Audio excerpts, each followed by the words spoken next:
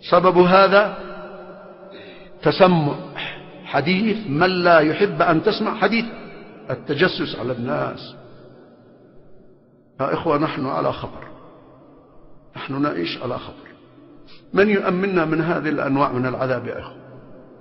من يؤمننا؟ الأمر خطير، جد خطير.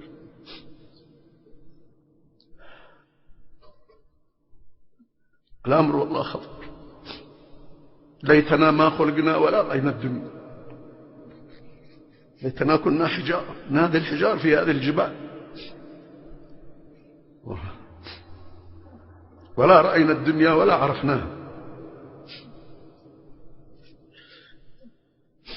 بينما أنت تنظر إلى هؤلاء المساكين والملائكة تصب في آذانهم الرصاص المذاب وهم يصيحون ويبكون، وإذا بك تتفاجأ بمنظر آخر.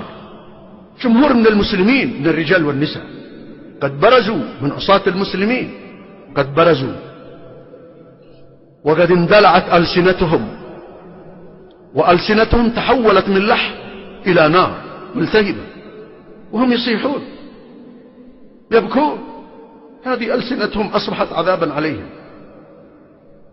كل واحد يتمنى أن الله يقطع لسانه ولا يستطيع. قد أصبحت ألسنتهم قطعا من النار، وهم يبكون ويصرخون ولا يجدون من يرحمهم. 50,000 سنة وهم يتضرعون. تقول من هؤلاء؟ وقد أصبح لسان كل واحد لسانين من النار، وليس من اللحم، من النار.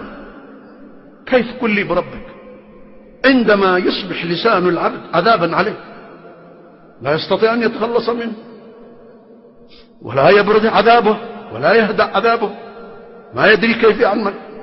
أمر خطير. من هؤلاء؟ هؤلاء الذين يدخلون بين الناس بوجوه، يدخل بين الناس بوجهين، يأتي إلى المتشاكلين والمتخاصمين، يأتي إلى هؤلاء بوجه وإلى هؤلاء بوجه، من باب التحريش. جاء عند أبي داود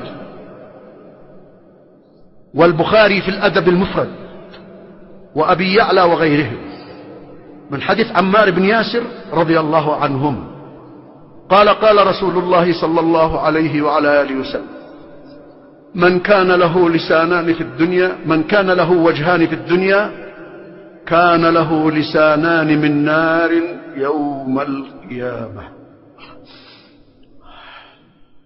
يا أمة محمد، أخوف ما نخاف على أنفسنا من ألسنتنا اللسان. اللسان اللسان يا أمة محمد. النبي صلى الله عليه وسلم يقول لمعاذ: وهل يكب الناس يوم القيامة في النار على وجوههم أو قال على مناخرهم إلا حصائد ألسنتهم، إلا حصائد ألسنتهم.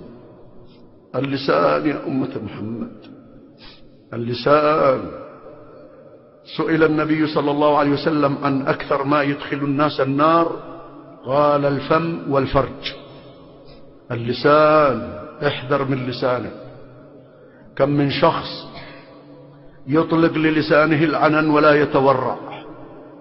يا أمة الإسلام، امسكوا ألسنتكم، الأمر خطير.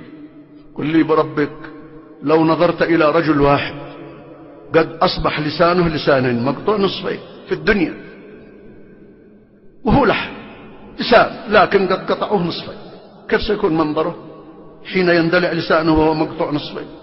كيف يكون منظره؟ فكيف إذا أصبح لسانه لسانا من نار، لسانا من نار، هو يبكي ويصرخ ويتوجع ويتمنى أنه ما نطق كلمة من سخط الله. يا أمة محمد، ساحة الحساب مليئة بالأهوال، مليئة بالأهواء.